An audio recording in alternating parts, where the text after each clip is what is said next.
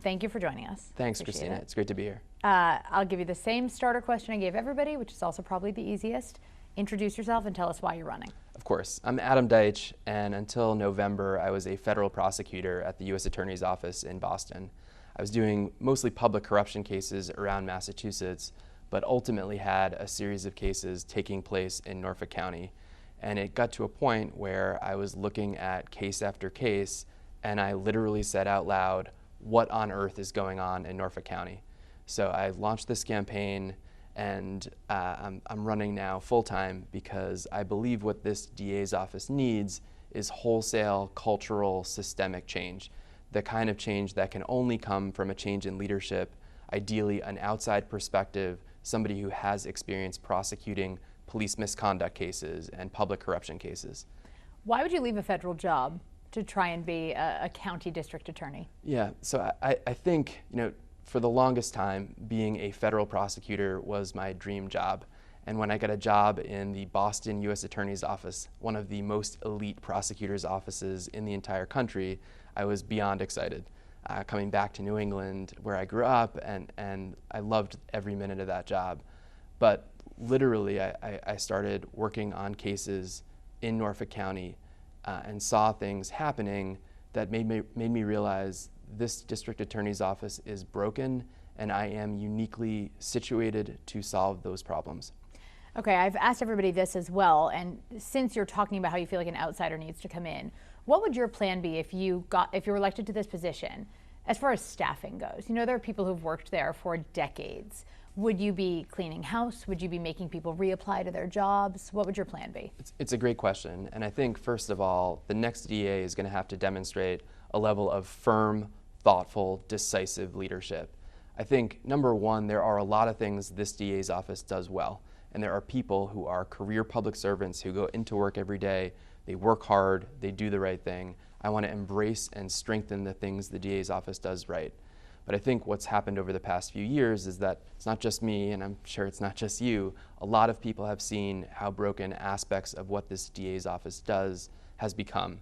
And so we're going to need to make real changes, and nothing will happen overnight, by the way, but we're going to have to be firm and decisive about what is broken and how to fix it, and bringing in new blood and new people to handle some of those tasks. It's not just the DA's office and the prosecutors and the legal staff. It's also the state police detective unit that is housed at the DA's office. Right. They report up to the DA, and they lead investigations of unattended deaths throughout Norfolk County, including, of course, in the death of John O'Keefe and the death of Sandra Birchmore as two very high-profile examples. But your plan is not to come in and fire everyone. No, and I know there's a candidate in the race who has said that everyone in the office is going to need to reapply for their jobs. Mm-hmm. That is not my message at all. Okay. And I think I want to meet people where they are. I want to be thoughtful about the leadership of the office, and I want to make sure that I get to know people who are there before making some of the more significant personnel changes that ultimately will need to be made. I'll also say this, it won't just be me. I intend to bring in a team to help me lead the office, to balance out my federal criminal experience with state criminal experience. And the key aspect there is I will bring people who've been supervisors in other DA's offices, for example, who share my values and share my positive vision for the future of the Norfolk County DA's office. So we're going to get into the specific cases that have kind of plagued this county lately. But first, I want to ask you about DA Michael Morrissey in particular. He's been the DA for 16 years. He's not running for re-election. Obviously, all of you are running to replace him. What's your position on him right now, and in particular, how he's handled the public pressure the last few years? Yeah, I'll go backwards. Just a few weeks ago, when a trooper who's in that state police detective unit, Michael Proctor, when his text messages became public, mm-hmm. I immediately, that day, I think on your air, mm-hmm. Called for Michael Morrissey to resign his position immediately. It shows a utter lack of supervision of that state police detective unit, and it's just another horrifying illustration of some of the cultural problems that have been allowed to fester in the DA's office. This is one trooper whose text messages the public has now seen, and they are the most horrifying, racist, bigoted, misogynistic, anti-Semitic, homophobic text messages that I think anybody has ever seen. and it demonstrates a failure of leadership. Anyone who's in that line of supervision should be held responsible for what's been going on. I was one of the candidates in this race who started my campaign before Michael Morrissey decided not to run. Right. And in fact, I launched in November, and it was a few months before DA Morrissey decided to get out. Now, I'm not saying there's a causal relationship between my campaign and Michael Morrissey deciding not to run, but I'm not saying that. Okay. I'm kidding a little bit. But I think the reality is it is time for change in Norfolk County, and maybe DA Morrissey realized that as well. Okay. Let's talk about Proctor a little bit. I'm going to kind of go reverse order with you than I have with others. Michael Proctor's text messages. I'm going to start in the past, and then I'm going to talk about the future. His text messages were, federal investigators were made aware of them first, you likely being one of them because you're working in the office at the time. Then they became public knowledge during a state trial in 2024. Then even more text messages were revealed public knowledge, honestly, a month ago and then just last week. They seem to keep coming out. At the same time, the point at which Trooper Proctor was placed on leave from state police was right after the first mistrial. Karen Reed's first trial ended in a mistrial. If you had been the DA at that time, with all that timing of those texts coming out, what would you have done differently, or would you have done something differently? Yeah, first of all, and it applies to the Karen Reed case, it applies to the Sandra Birchmore case, it applies to any other case in Norfolk County. As district attorney, I will follow the facts and the evidence no matter where they lead or who they implicate. And it also means finishing an investigation before deciding whether to charge and what to charge. And so I think those two cases demonstrate something that's been happening in Norfolk County for years. I've been calling it a two-tiered system of justice, where if you know the right people or if you're connected to certain members of law enforcement, you've been able to get special treatment in Norfolk County. So number one, I would finish the investigation into the death of police officer John O'Keefe before deciding whether to charge someone and then what to charge. In addition, the charges would match the evidence. That would be a difference as well. You asked specifically about Proctor's. Yeah, I'm going to ask you about what you would have charged if you had been in charge for the Karen Reed case. But specifically Proctor, what would you have done differently? Sure. I think, and there are a lot of things about the U.S. Attorney's Office and federal practice, the best practices of the Justice Department, especially here in Massachusetts, that I think have great applications in a DA's office like Norfolk County. And I think there are ways that we as federal prosecutors are required to vet the members of law enforcement who are working our cases that clearly failed in the case of Michael Proctor. And it includes asking questions of members of law enforcement, have you texted about this defendant or this case at all? And if the answer is yes, as a prosecutor, I'm responsible to look at those texts and determine during discovery, certainly way before a trial, whether those text messages need to be disclosed. That's part of the vetting process at the federal level? Yes, in every case. Okay, and you would bring that to a state case? That and so much more. I think it goes way before you get to a point where an investigator is investigating a case. I want to bring in the very best members of the state police into the state police detective unit in Norfolk County. The DA does have a say in which investigators are assigned to that unit, and I think it should be the most elite unit in the state police. You're tasked with investigating some of the most horrific crimes in the county, and I think there are a lot of troopers who strive to work in that role. Here, obviously, and I think that's why I call the problem a cultural one, troopers who are not the best of the best have landed in this unit. And I think there have been changes made in the past year or so, but I truly want the best of the best investigators. I want the best of the best prosecutors. And I was the first candidate in this race to unveil a comprehensive policy agenda for the future of the DA's office. One key tenet of that agenda, I want to recruit, train, and retain the best prosecutors in Massachusetts. And I think where, over the past few years, we've seen an office that has become down on its luck, I see a great opportunity. I think we can be a beacon in Norfolk County for the very best prosecutors, for the best members of a legal staff, for the best investigators in the state police. And if I can just say one more thing. Yep, go ahead.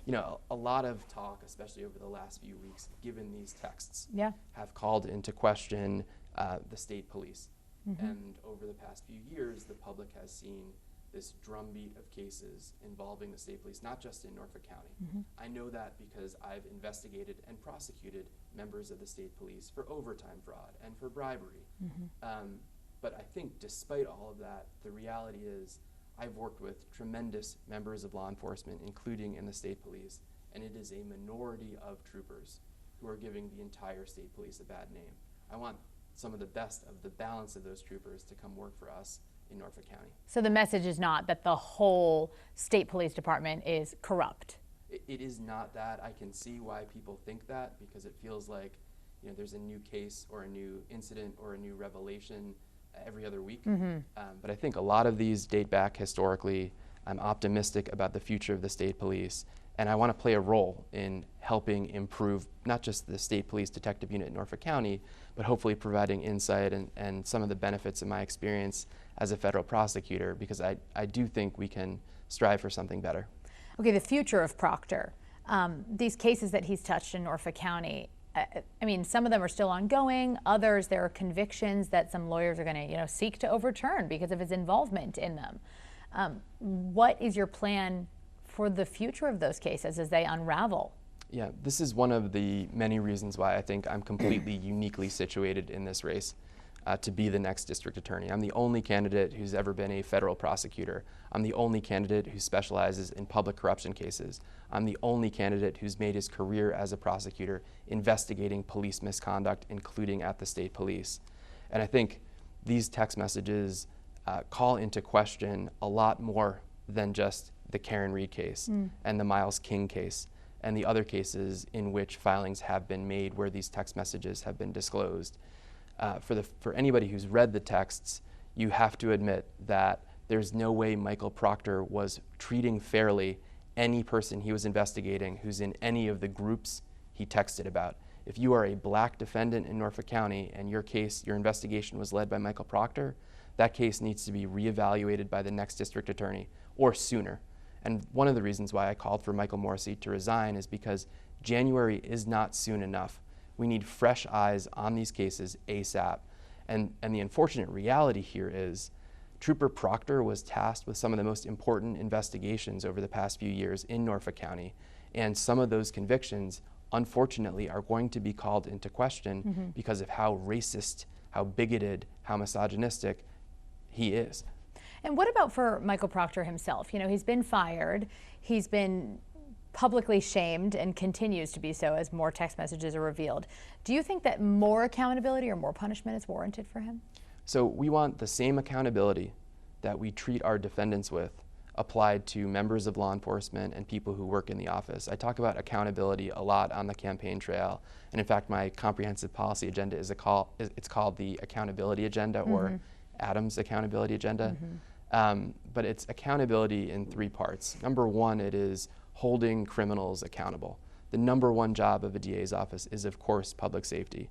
But it's also holding ourselves accountable to the public, being transparent and open and using data to track progress over time and communicate about that with the public. And then last, it's accountability to survivors and victims and their family members. And it means that survivors, victims, and family members need to be at the center of everything the DA does. Everything the DA's office does needs to be a survivor-centered focus. I'm going to ask you one more time if you think more punishment for Proctor is warranted. Do you think he's committed crimes here? So I don't know. And I think my number one priority when I get into office is going to be looking at any case where survivors, victims, and their family members have not gotten justice or where those cases have been called into question. And that includes any case that Michael Proctor worked on. It includes any case that any other trooper who has text messages like that and harbors biases like that worked on. And I think we need to ensure that anybody who was communicating like that, who harbored bias and whose bias affected investigations, every single trooper in that category needs to be held accountable. And so you're asking me whether more punishment or whether it is necessary or whether a crime was committed. I don't think I have enough information yet to know the answer to that, but if so, then we're going to pursue those charges. Okay. I do want to talk about the Karen Reed case. That's the reason you got into this race. It's the reason this race is so crowded, frankly. Certainly part of the reason I got into the race. Yeah. I've asked everybody this question, so I'll ask you now. If you had been the DA in January of 2022 when Officer O'Keefe's body was found on Brian Albert's front lawn in Canton, would you have sought to charge Karen Reed, and what charges would you have sought? Yeah, so I'm going to answer that question only based on information that has become public. Right, and I should point out that you know more than the public does, so let's go based on public information. Yeah, and just to step back, it's been publicly reported that I was the lead assistant U.S. attorney in the federal investigation into the death of John O'Keefe and the ensuing state investigation and prosecution of Karen Reed. And because of Justice Department policy, I can't talk about anything that is still a part of that investigation that hasn't been made public. What I can say, though, is this. That case, to be sure, brought to light deficiencies in this DA's office that are part of the reason why I'm running, and part of the reason the public is so angry about what's been going on in this DA's office. You asked, what would I have charged on January 29th, 2022? Well, first of all, I wouldn't have drawn any conclusions on January 29th, 2022. I would have ensured that investigative steps were taken. You and I are not trained investigators, unless, Kristina, you are. I'm not. And that's it. No. But there are things that you and I would have done when John O'Keefe's body was found that were never done by the state police. You and I would have secured the crime scene. You and I would have asked to search the house. You and I would have, we would have conducted interviews of people who were in the house. And so number one, I would have completed an investigation before charging anyone with anything. And I think, I can't comment on specific aspects of the evidence, but I think at the end of the day, the jury got it right based on the evidence that was presented at trial, and you know more than most because you were there. Every day. But there were witnesses in the trial who I found very credible. Dr. Wolf and Dr. Rentschler, who were working for an entity called ARCA. Who had been hired by the feds Who it was reported initially. were hired by the federal government as part of its investigation. They are PhDs whose opinions are unassailable. And they concluded, as you know and as many folks know, that the taillight could not have broken on John O'Keefe's body. And I think that's pretty telling when you compare that evidence to the similar evidence presented by the state with Trooper Paul at the first trial and the blue paint expert at the second trial, who, by the way, cost taxpayers $400,000. I'm going to ask you again because Sure. I've tried to pin No, everyone down please. on this, which is knowing what the public knows, I'll say, not knowing what you know. Do you think Karen Reed was the person to charge in that case? For driving while intoxicated, yes. For the death of John O'Keefe? I think the jury got it right. Okay. Do you believe that case at the state level? And sorry, by the way, keep going. We would have saved more than $400,000 if she had been charged with driving while intoxicated. She would have, it's not just $400,000, it was $566,000 of taxpayer money to hire an outside prosecutor to try the second case, to do a job that we all assumed the DA's office should be doing in the first place. It's the cost of all of the other ADAs and legal staff at the DA's office. It's the cost of the court time and court staff and police details to provide security at the courthouse. It's the busing of the jurors to the courthouse every day. It's probably more than $2 million of taxpayer money to try a case that DA Morrisy appears to have been obsessed with. That's your belief of why he kind of dug his heels in and did that retrial and whatnot? In the end, I don't think I have said this to a reporter, but I talk about this when I'm asked, when was the first time it occurred to you to run? And the first moment it occurred to me, I was paying a lot of attention, obviously, to what was going on, especially during the first trial. And the first jury came back hung, and the judge declared a mistrial. And it felt like 30 minutes went by before District Attorney Morrisy put out a statement saying, we are proceeding with the same 3 charges and retrying the case again. It was within hours, I can confirm, because I was there. Yeah. It felt instantaneous to me. I was still on the courthouse steps when that statement came through, which means that it was within hours of the mistrial happening. So at that point, through the first trial, given the evidence that came in and the way the case was presented by the DA's office, the office and the attention, national attention, the office had become a national embarrassment.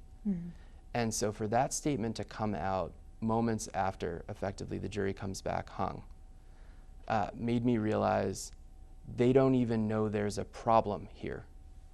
Not only could they not prove their case, not only were they embarrassed on national television, but they don't even realize it. And that's when I thought to myself, maybe I should do something about this. I thought, I have seen things that nobody else has seen. I am uniquely situated as a public corruption prosecutor. It did occur to me that I'm not married and don't have kids, and so I have the flexibility to leave my job, and I sold my place in Boston. I moved to Quincy to do this. Not everyone has the ability. So you moved to Norfolk that. County just to do this, because there's a residency requirement for anybody who doesn't to know take that. office, yes. Yes. And I think, you know, the reality is I was living in Boston, working at the U.S. Attorney's Office, loved my job, but saw what was going on here and realized somebody needs to do something about it. And I happen to be uniquely qualified in this moment, given everything that's happened. We're all in the greater Boston area. Norfolk County is a county of 750,000 people who effectively live right outside of Boston, who I consider my neighbors. And so I took the measures I needed to take to launch a campaign that's built to win, and that's why I'm doing this. If you are elected to this position, do you think that there's more investigation at the state level warranted into the death of John O'Keefe? So I think any case, including the death of John O'Keefe, where survivors, victims, and their family members do not have justice, and I think of the Sandra Birchmore case. We're going to get to that next. Literally every day. Any case where victims and their families don't have justice needs to be reevaluated, and when investigations haven't been completed, they need to be completed. So I think, frankly, I don't know this because DA Morrisy has not answered requests for comment or interviews, but I believe he would probably say this investigation is completed because they believe they have the right person. So you would say it's not.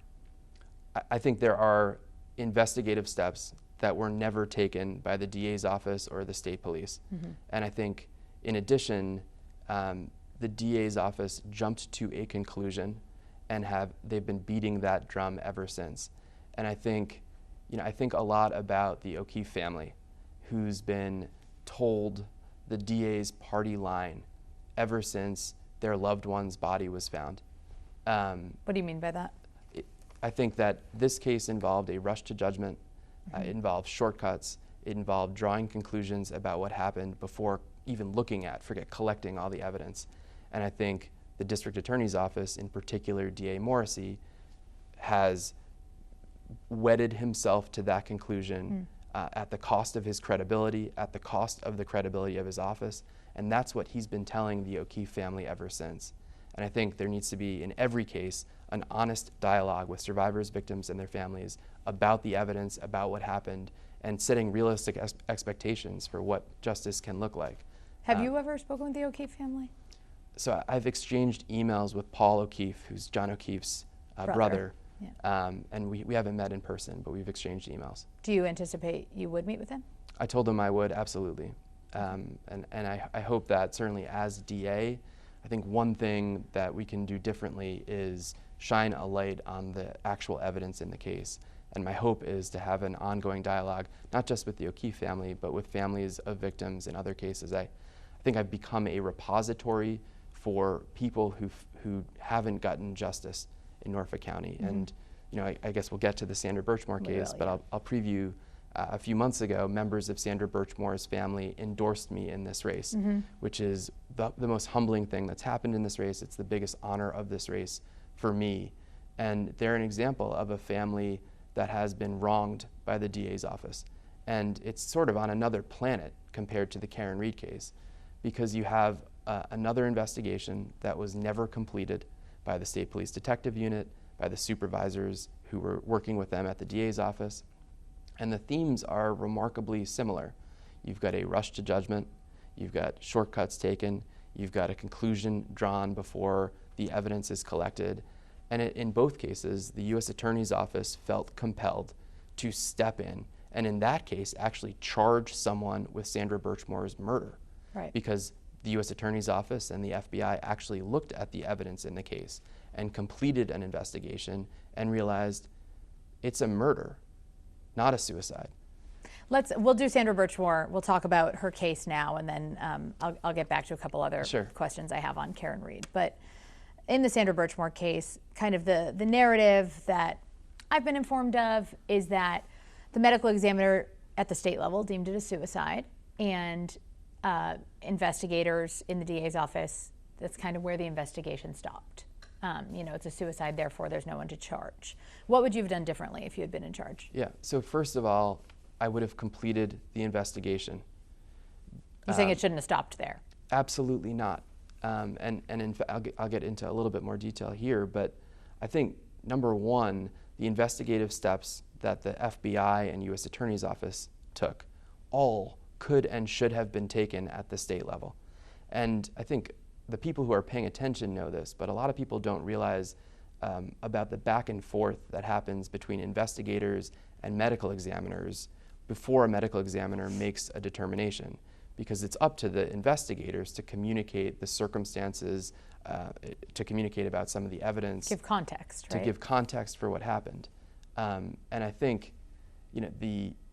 the implication that a member of law enforcement could have been involved in causing Sandra Birchmore's death, and relationships and conflicts between members of law enforcement, meant that the two-tiered system of Michael Morrissey kicked in again. And so we have special treatment for Matthew Farwell, a determination of suicide, an incomplete investigation, and now a reliance on the feds to step in and do what the DA's office never did.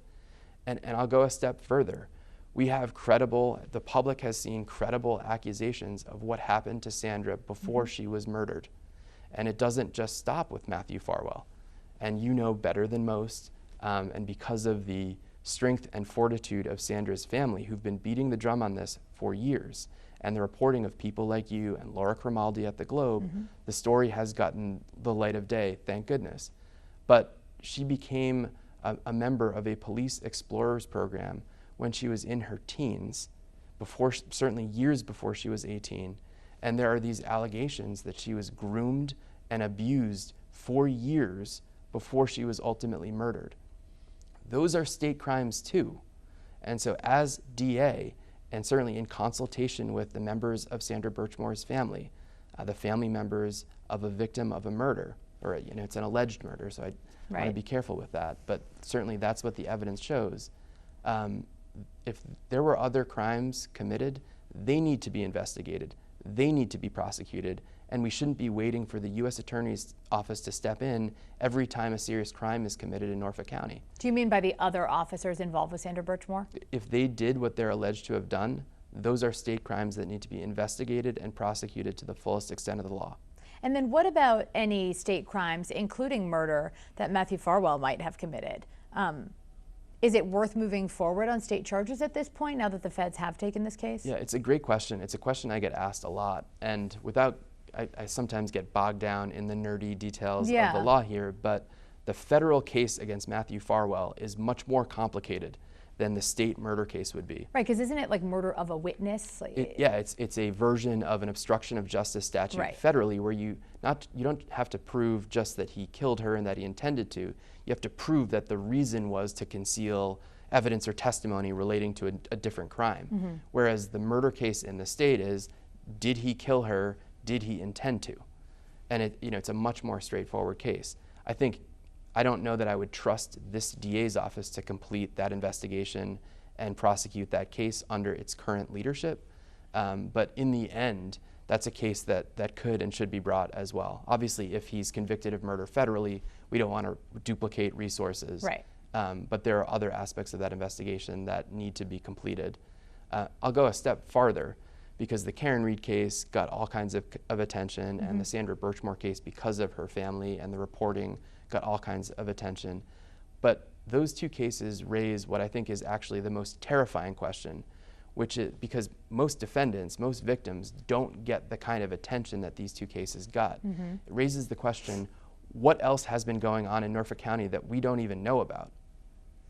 And you're saying you don't know either, but you assume that maybe this is the tip of the iceberg? I mean, these are the two cases that we know about, and what we see are nationally embarrassing deficiencies in the DA's office. The only logical conclusion is that there are going to, when we start looking under the hood, we're going to find other problems.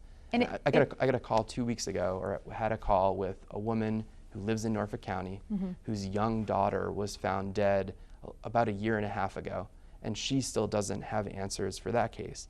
We get emails regularly, because I am this repository for people who have felt injustice from their DA's office, which is something no one should ever feel. And any case where there are serious questions needs to be looked at, needs to be reevaluated. And it seems like you think that the buck stops at Michael Morrissey. The buck stops with the DA. It'll certainly stop with me when I am district attorney, and for the past 16 years, the buck has stopped, short of or at Michael Morrissey.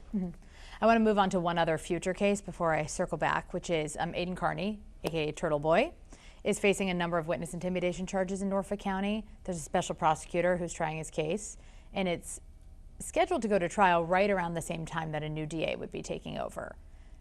Have you had conversations about that case? Have you thought about that case, and what would your approach be? I think I'm not going to comment on specific pending cases, but I will say that I call into question the decision-making of this DA's office based on everything I've seen in cases that I've either investigated or looked at, and I think we need a fresh set of eyes on anything that this DA's office is doing. I'll also say the use of special prosecutors has gotten completely out of hand. We have an office that has a limited budget, most of which goes to salary, and we need to be handling cases with competence and trust and professionalism inside the DA's office. I get asked a lot about corruption in Norfolk County and police misconduct in Norfolk County, and one aspect of my policy agenda is establishing a first-of-its-kind anti-corruption task force in Norfolk County, where we dedicate a senior assistant district attorney and one or more investigators to fielding complaints about public corruption and police misconduct, isolating those people so there isn't a conflict with their other cases, and handling those cases in the professional way we've come to expect from the U.S. Attorney's Office, for example. I think we can do that kind of work. I think we can do it without as many special prosecutors, and I look forward to doing that. So I'm taking that you would look at the case with a fresh set of eyes. Is that fair? I would look at every case that we're doing with a fresh set of eyes, including that one. Have you made any promises or suggestions about what would happen to that case if you were to take over? No, absolutely not. Okay. And I'm trying not to comment on specific cases until I get in there and read every page of every file. Okay. I want to talk a little bit about your campaign contributions, because you are certainly someone who has raised a lot of money compared to other candidates. And there's, for our viewers who might not know this. Thank you for noticing. Yes, I did. I did some research. For our viewers who might not know this, there's limits on what people can donate, right? I believe it's $1,000 per person per calendar year. Exactly. That being said, you have maxed out that rule, $1,000 per person per calendar year, from Alan Jackson, Karen Reed's lawyer, Karen Reed herself, Karen Reed's father, Bill Reed, who even when I interviewed him recently, in our interview, mentioned you and encouraged people in Norfolk County to vote for you. David Yannetti as well, Karen Reed's lawyer. I believe David Yannetti's wife as well was on the list. These are people who have endorsed you, and while none of them live in Norfolk County, they're maybe the most, famous current defense team in Norfolk County. What do you think it says about your campaign that to have them behind you, and also what is your relationship with them? Yeah, so I guess first of all, I'll say that I'm so excited and proud. We have the greatest amount of money raised from individual donors. We have now the largest number of individual donors of any candidate in this race, and it takes a lot of work. That part of the campaign is not fun. I'm proud to have support from hundreds of people in Norfolk County and Massachusetts, and my network includes people who are out of state. I think I should point out here, because it was going to be my next question, but you're talking about it. More than half of the money you've received is from people whose addresses are listed out of state on the campaign contribution site. I know that more than half of my donors are here in Massachusetts, for sure.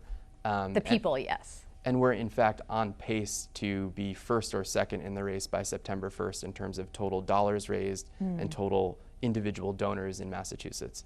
In addition to that, we have a ton of support around the country. And I think it falls into two buckets. One, I lived in New York before. I have close friends across the country. The people who know me best believe that I will be great at this job. And then second, I think it shows the national level of the deficiencies and the problems in this DA's office. There are people across the country who are paying attention to the Norfolk County DA's office, and they believe that I am the best person to solve these problems. You asked specifically about Karen Reed and her family and her defense team. I think I know I'm proud to have the support of the people who care most about change in the DA's office. And I have contributions from friends and family members of Sandra Birchmore. The people who've been affected most by some of the deficiencies in this office have endorsed me, are supporting me, and I'm proud to have their support. You asked about my relationship with Karen Reed. Yeah, I've seen pictures of you two together seemingly on the campaign trail. So 2 weeks ago or 3 weeks ago, we hosted a kickoff for our campaign office in Quincy, and I didn't know she was coming. Karen Reed came. That was the first time that I met Karen Reed. That's the first time I ever spoke with Karen Reed.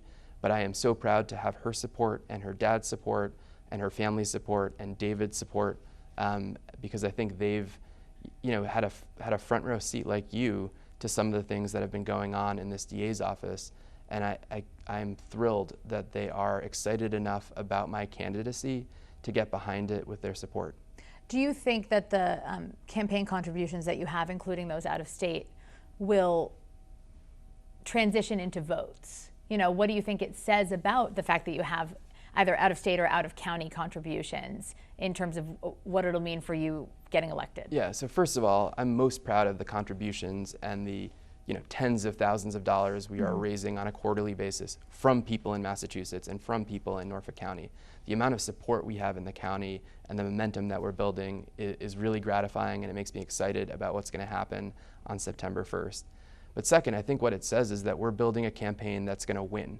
We're building an infrastructure with paid staff and a strategy that is going to communicate with voters about our positive vision for the future of the DA's office. I think the reality, it's a huge county. The county is the size of a congressional district.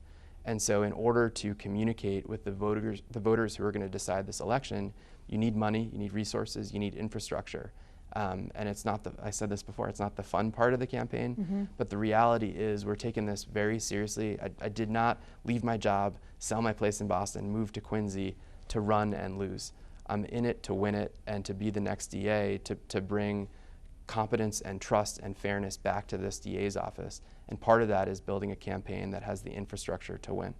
I promise this is my last Karen Reed question, but you have, for better for worse, you are this quote unquote Karen Reed candidate, right? She's endorsed you, her family has endorsed you, and at the same time you've received criticism for your perceived relationship with them. You just said that was the first time you had ever met Karen Reed or ever spoken to her. Can you just clarify what? Actually, I sent a thank you note to her and her family members after they contributed in 2025. Okay. But it was the first time that I met or spoke with her. Can you clarify your relationship just with her and with Alan Jackson, her attorney? I think I'm their chosen candidate to lead the DA's office in 2027. Okay. Have you spoken with Alan Jackson more often than Karen Reed? I've spoken with Alan Jackson more often than Karen Reed. He's a supporter who's asked about different ways that he might be able to support the campaign, and I've spoken with him several times. Including before you were running? I'm sorry? Including before you were running for DA? If we interacted during a federal investigation, I wouldn't be able to comment on it, but I think if you're looking at how federal investigations work and there are parties represented by attorneys, it's certainly possible that federal prosecutors interact with those attorneys in the course of those investigations. So I'm not going to pretend like I had never talked to Alan Jackson or David Yannetti, given that it has been publicly reported that there was a years-long federal investigation and that I was leading it. Right. I have asked everyone this question. I'm curious your answer. Which, by the way, if that's true, it also means they've seen the kind of prosecutor I am. And so that I think... And chosen to endorse you. And chosen to endorse me. Who do you consider your biggest competition in this race and why? So I think the biggest challenge in the race is that despite all the publicity, and I've now had thousands of conversations with voters across Norfolk County, there are so many people who do not know who their DA is and do not know what the DA does. And so information, really. Yeah, a little bit that. Yeah. It's a down ballot race in a non-presidential election year. And so the biggest challenge, the biggest competition we have are people who, when they get to that part of the ballot, might not check a box. I think a lot of it is competing against blank. And I think there are other candidates in this race who are qualified. I think I bring to the table a completely unique set of experiences and skills and differentiate from them. But really, I'm hopeful, and I'm glad that we're doing these interviews and that you're doing this reporting, because I'm hopeful that over the next 9 weeks, people start paying attention and realize what I've realized, which is the district attorney is in many ways the most important elected official in any community. On the day that somebody needs their DA's office, God forbid, it is usually on the worst day or one of the worst days of someone's life. Either you or a family member has been the victim of a serious crime, or you or a family member has been arrested for a serious crime. And on that day, it almost doesn't matter whether Adam Deitch is the elected district attorney. What matters is that the people that you're dealing with at the DA's office are competent and trustworthy and professional, and most of all, treat everyone the same. And that hasn't been the case in Norfolk County for years. That will be the case under my leadership as DA. You don't want to name a specific person who you think is your top competition? I've gotten to know a lot of the candidates. We go to these. I've heard that from all of you, by the way. Which that part? You've all gotten to really know each other. Yeah, well. and I genuinely like most of the candidates. I think, the reality is, to break down the race a little bit, there's one candidate in the race who DA Morrissey is backing, Greg Conner. If you want more of Michael Morrissey, you should vote for Greg Conner. If you want change, you should vote for me on September 1st. And there are other good candidates who are advocating for change, but no one who has the experience as a federal prosecutor, as a public corruption prosecutor, as someone who has investigated and prosecuted police misconduct cases. I also worked for the Innocence Project for years, and that kind of perspective, representing individuals who have suffered the repercussions of DA's offices and investigators who take shortcuts and rush to judgment and who've been wrongly convicted. I think that perspective is really important and unique for me as well. And it changes who I am as a candidate, a lawyer, and a prosecutor, and certainly shapes who I will be as DA. Okay, I feel like you just did it, but I'm still going to give you your 30-second elevator pitch, which has been my last question for everybody. And you've all been given 30 seconds to say your piece, okay? 3, 2, 1. How many tragedies do we have to see in Norfolk County before we do something about it? The reason I'm running is, the answer to that question is, we've had enough. As a federal prosecutor, I focused on public corruption cases across Massachusetts. I prosecuted police misconduct cases, and I bring to the table a unique set of experiences from the U.S. Attorney's Office, and as someone who has stood up to institutions like the state police to affect the kind of cultural change we need in the DA's office. Time. Good work. On timing. Okay, perfect. Thank you very much. That's the end. Thank you, Kristina. Thank you.